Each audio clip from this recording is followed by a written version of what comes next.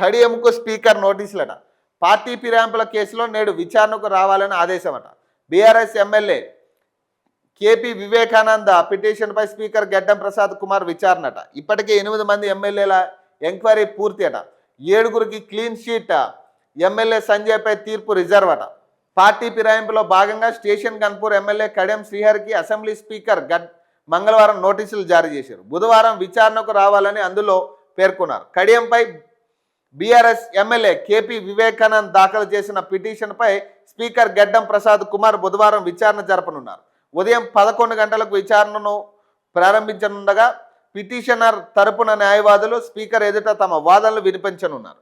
Party ఫిరాయింపులకు పాల్పడినట్టు ఆరోపణలు ఎదుర్కొంటున్న ఎమ్మెల్యేలో ఇదివరకే 8 మంది ఎమ్మెల్యేలను విచారించిన స్పీకర్ 7గురు ఎమ్మెల్యేలు తెల్లం వెంకట్రావు, పోచారం శ్రీనివాసరెడ్డి, కాలే యాదయ్య, బండ్ల కృష్ణమోహన్, గూడె మహిపాల్ రెడ్డి, ప్రకాష్ గౌడ్, ఆర్కేపూడి గాంధీలపై దాఖలైన పిటిషన్లను కొట్టివేశారు. తామంతా బీఆర్ఎస్లోనే ఉన్నామని వారు దాఖలు చేసిన అఫిడవిట్ల ఆధారంగా వారికి స్పీకర్ క్లీన్ షీట్ ఇచ్చారు. ఇక జగిత్యాల ఎమ్మెల్యే సంజయ్ విషయంలో తీర్పును రిజర్వ్లో పెట్టారు. ఇక నోటీసులు అందుకున్న దానం నాగేంద్ర కడియం శ్రీహరిని విచారణకు రావాలని ఆదేశించారు. ఖైరతాబాద్ ఎమ్మెల్యే దానం నాగేంద్రపై దాఖలైన పిటిషన్పై విచారణ.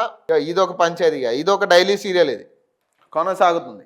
నేడు ఎమ్మెల్యే కడియంపై దాఖలైన పిటిషన్పై విచారణ చేపట్టనున్నారు. ఇది ఇలా ఉండగా కడియం శ్రీహరి కూతురు కడియం కావ్య లోక్సభ ఎన్నికల్లో కాంగ్రెస్ తరఫున వరంగల్ ఎంపీగా పోటీ చేసి గెలిచారు. ప్రస్తుతం కడియం పిటిషన్పై వాదనల అనంతరం స్పీకర్ ఎటువంటి నిర్ణయం తీసుకుంటారో అని సర్వత్రా ఆసక్తి నెలకొంది. కాగా స్పీకర్ విచారణ సందర్భంగా అసెంబ్లీ పరిసర ప్రాంతాల్లో పోలీసులు పలు ఆంక్షలు విధించారట. ఇప్పుడు ఒకటి ఈ ఫోన్ ట్యాపింగ్ విషయం ఒకటి, ఈ 10 మంది ఎమ్మెల్యేల విషయం ఒకటి, ఈ రెండు ఒకటే. ఇందులో ఎవరిని ఏమి చేయరు. ఆ ఉప ఎన్నికలు వస్తాయి ఏముండదు. వీళ్ళని ఇక సాగనంపే ప్రయత్నం అంతే తప్పితే ఇది ఏంటంటే ల్యాగింగ్ అనమాట, ల్యాగింగ్ ప్రాసెస్ అంతే. ఒక సీరియల్లా సాగదీస్తారు దీన్ని అంతే. ఇప్పుడు విచారణ చేయడం ఇంతగానం చేయాల్సిన అవసరం లేదు. అన్ని ఆధారాలు ఉన్నాయి. వాళ్ళు కాంగ్రెస్ కన్నువ కప్పుకోవడానికి అన్ని ఆధారాలు, కీలక ఆధారాలు చాలా ఉన్నాయి. వాళ్ళని నిజంగా మీరు గనక వాళ్ళ మీద మీరు అనర్హత వేటు వేయాలనుకుంటే ఇప్పటికే వేయాలి. అంతే తప్పితే ఇదంతా కూడా పంచాయతీ, ఇదంతా కేవలం సాగదీసే పంచాయతీ అంతే. ప్రజలు మాత్రం ఓట్లేసిన ప్రజలే పిచ్చోళ్ళు. ఆ నియోజకవర్గ ప్రజలు ఇక వీళ్ళేదో ఇది చేస్తారేమో అని వాళ్ళకు ఓట్లేసిర్రు. వీళ్ళు చేసేది ఏం లేదు. ఇక్కడ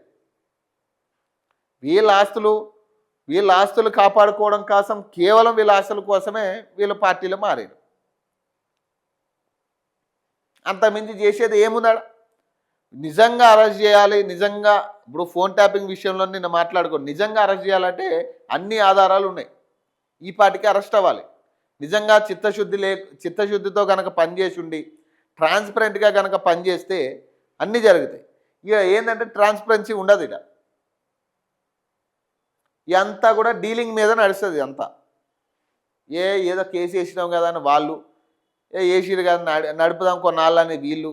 ఇక ఇది ఉన్నంత కాలం ఏంటంటే వీళ్ళకి రాజకీయంగా కొంత ప్రమోషన్స్ జరుగుతాయి. వీళ్ళకి అయ్యో బీఆర్ఎస్ ఎమ్మెల్యేలు అందులో జంప్ అయ్యారట, అయ్యో ఎంత పాపం జరిగిపోయింది. గతంలో కూడా కాంగ్రెస్ ఎమ్మెల్యేలు చాలామంది బీఆర్ఎస్లో జాయిన్ అయ్యారు. అప్పుడు ఇవన్నీ లేవు, అనర్హత వేటు లేదు, ఏది లేదు. ఇక అన్నీ ఇప్పుడు వీళ్ళ అధికారం కోల్పోయాక గుర్తొచ్చినాయి అన్నీ కూడా. నిజంగా వీళ్ళ మీద అనర్హత పిటిషన్ వేయొచ్చు. ఇప్పుడు కడియం శ్రీహరి ఉన్నారు. కడియం శ్రీహరి కావచ్చు, దానం నాగేంద్ర, వీళ్ళిద్దరూ అఫీషియల్గానే పార్టీలో తిరిగిన వ్యక్తులు కదా. ఇప్పటికీ అఫీషియల్గా పార్టీలో కాంగ్రెస్ పార్టీ తరపున తిరుగుతూ ఉన్నారు. గాంధీ భవన్లో కూర్చుంటా ఉన్నారు. కాంగ్రెస్ కార్యకలాపాల్లో తిరుగుతూ ఉన్నారు, కార్యక్రమాలలో. మరి ఇంకెన్ని ఆధారాలు కావాలి? ఇంకేం ఆధారాలు కావాలి? ఇక కళ్ళు కనపడట్లేదా ఎవరికి?